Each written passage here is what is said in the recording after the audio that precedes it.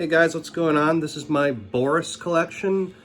Boris is a Japanese band that formed in 1992. They play all different kinds of styles, primarily like drone, stoner rock, but they've also dabbled in like J-pop and doom and stuff like that. So they're a really interesting band. Like I said, they formed in 1992, and they have such a giant discography that I'm not going to go through every release. I'm just going to talk about the ones that I actually own. So the first one of that would be their first album, which they released in 1996. This is Absolute Go. This is a double vinyl. I think it's just black. Yeah. I actually only got this probably like 6-7 months ago. It's one I've wanted for a while. Yes, it's a really strong debut. It's complete drone music, and like in the style of that early Southern Lord sound, just feedback, heavy guitars, just excellent stuff. There's some vocals on this, I believe, but it's primarily instrumental. Yeah, it's only one song, and it's 60 minutes long. Lots of feedback at the end, and they also included Drone Evil 2, a second song, which is very good as well. Yeah, I like this one a lot. It's a classic in the drone metal genre, so I would probably give this like a 8.5 out of 10. Really, really solid start. Next one I have, and I think this was their second album. I actually just saw them on tour play this album in its entirety. This is Amplifier Worship, which came out in 1998.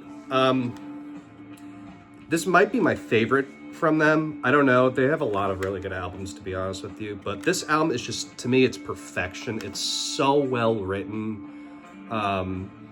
There's so many like interesting and unique parts. I love the final song, Vomit Self. That's like a drone metal masterpiece, that song. I could listen to that for like hours. Yeah, interesting cover too, with like the frog, and like I said, I just saw them on tour for this, and it was just phenomenal. Everything I expected. The show, I saw them once before, and it was for Heavy Rocks, and that was great. I like Heavy Rocks, but like this album is in a league of its own. So yeah, this is an easy 9.5 out of 10 for me. It's very, very close to a 10. So the next one I have, oh yeah, I got this one sort of recently too. This is Flood. I think this is just a black vinyl. I think it might be like 3 vinyls though, because this is a long fucking album. No, just 2. Yep, this is just black as well. This used to be really, really hard to find, this album. And I think, who re-released it? Was it? Yeah, Third Man Records re-released this, so I had to jump on it. It was one of those albums that, like, you can only really listen to on YouTube because they don't have it on their Bandcamp, they don't have it on Spotify, they don't have it, like, I don't know. It just feels like a really, really rare album. But anyway, yeah, it's a great one. It's not quite as good as Amplifier Worship, but it definitely has its high points. You definitely have to be in the mood for it. Like, for example, it's divided into 4 songs, and it's like about an hour or so. It's a long album. The first song is extremely hypnotic, but you have to be in the mood for it. Like, it can like kind of easily drive you a little nuts if you're like not in the mood for it. It's very, very repetitious. But yeah, then it moves on to some like heavier parts and some droning parts. Very, very good album. Very solid album.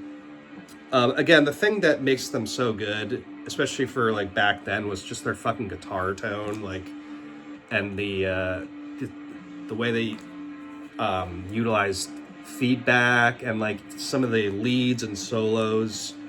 And the vocals are always pretty good too. But yeah, this is a very solid release by them. I think I would probably give it a 9. It's definitely one of their best, but definitely, I guess, yeah, definitely top 5. So then after that, yeah, this one is definitely one of their best. In 2003, they released Akuma no Uda. This is a super, super solid album. This is when they first start doing the stoner rock thing, which is pretty cool. Most of the time they do the stoner rock thing, it's pretty good. I'm really critical about that genre just because so many bands could tend to sound the same and it's just kind of boring. And it's like those bands that they label themselves psychedelic, but like they're just not. And you're just like, why did you? Okay, like it's just like, you know, all like Queens of the Stone Age clones and Caius clones. It gets old quick, but these guys do it well. It's split up into, there's like a couple stoner rock songs, and then there's some droney songs, like the first song, Introduction, one of my favorite songs by them, an absolute masterpiece of a song. And the rest of it is great too. Naki Kyoko, that's a good one. The whole album, honestly, is really good. There's some vocals and there's some instrumentals, and it's not as long as their earlier releases, which is cool. It's only like, I think it's only like 40 minutes, so it's a short, impactful release. I really like this a lot. This would be like in my top 3. I'd definitely give this like a, yeah, I'd give this a probably a 9.5 out of 10. So then after that, in 2005, they released Pink. This is arguably their most famous album. And it's a really interesting one. Like, even the CD's really cool. And I remember it came with this thing, and I guess I think it's like, it's supposed to be like acid tabs or something. The artwork is so fucking weird. There's like some like, what's the brother and sister from like Woolwit or something? They came from the inner earth and they're like green. That's what this reminds me of. But yeah, it's all like squared, like divided. It's really weird. This one's really cool. It's like black metal.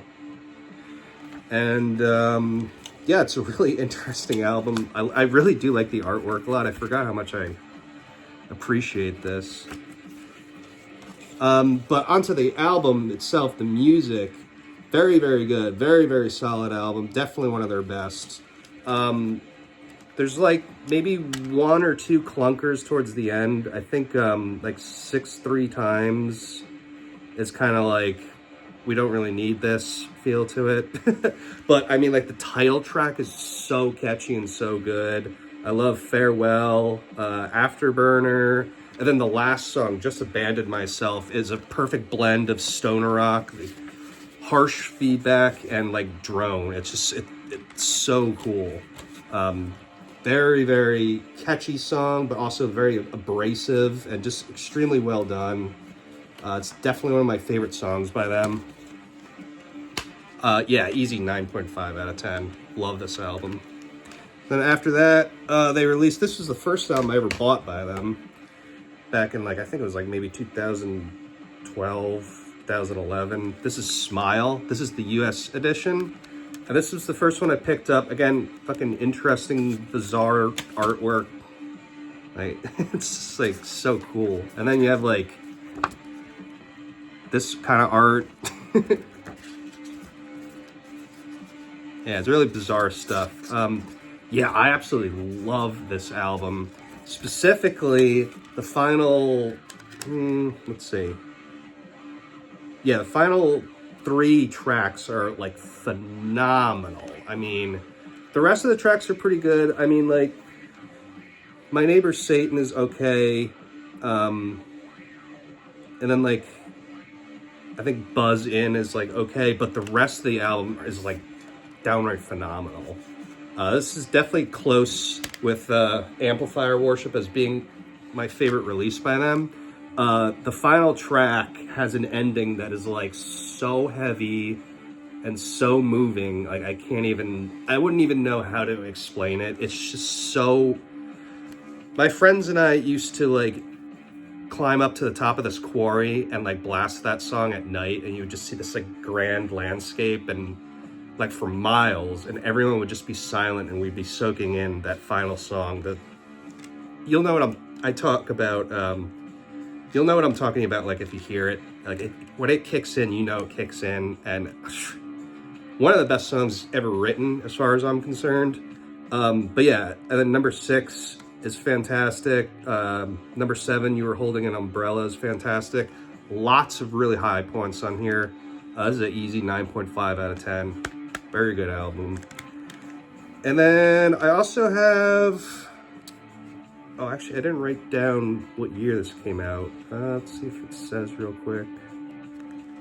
I forgot I had this. I just took this out of my CD collection at like the last second. So, it says, I don't know. I don't know when this was written. This is Alter, but it's a collaboration album between Sun and Boris. Now, I will say, and this is going to sound really weird, because I generally like love drone music. I'm not a huge Sun fan. I've never been. I don't really understand the hype behind their albums. And this one, it's okay. It's not bad. It's nothing too memorable. I got this like used a couple of years ago, and I was kind of just like, I listened to it like 2 or 3 times, and I was like, it's all right. Generally with Boris, I like to stick to their full lengths. I don't really go with like the collaboration split route or anything like that. And yeah, this one's only okay. I'd probably give it like a 5.5 out of 10. It's worth having in your collection, but not their greatest release. And so the last one I have by them is Noise, which came out in 2014. This is a really good album. It's definitely different for them. It sounds kind of almost more like radio friendly, but it's still very huge. It's very psychedelic. There's a lot of good doom parts in here, like Ghosts of Romance. Quicksilver is a fantastic song. Very thrashy. And then Melody's great too. There's a lot of good stuff on here. Is it to the caliber of like Smile or Pink or Amplifier Worship? No, it's not. But it still is, it's good for what it is. Their later stuff, I'm not like huge on like the Heavy Rocks series. I like Heavy Rocks, the original, but like the 2 and 3, I was kind of just like, eh. And then I also wasn't crazy about like No. And then they have like the weird ones, like Attention Please was pretty good. And a couple others, but their later stuff is usually kind of like for me, but this one in particular is very good. I would give this like an 8 out of 10. Now, some of the other ones I think are not bad. Evil and Love, that like dual release, that like 2 CD release, that one's pretty good. I really like that one that came out like a year or 2 ago, Fade. I still have been meaning to get that on vinyl. That's a fantastic album. And other than that, I really like Feedbacker. That's one I really need to get. Drone Evil would be cool to have. And that's pretty much it. I mean, but they have so much material. Like if I ever get bored sometime in like a snow day or something, like I might just check out all their stuff and just kind of see what they have to offer. Because, I did that eventually with like Brian Jonestown and like KMFDM and shit like that. So I might as well for them. But yeah, they have a lot of really good output. Highly recommended. You can tell they love their craft, which is awesome. And like I said, I just saw them and they were phenomenal. So that's my Boris collection. I hope you guys enjoyed it, and I'll catch you later.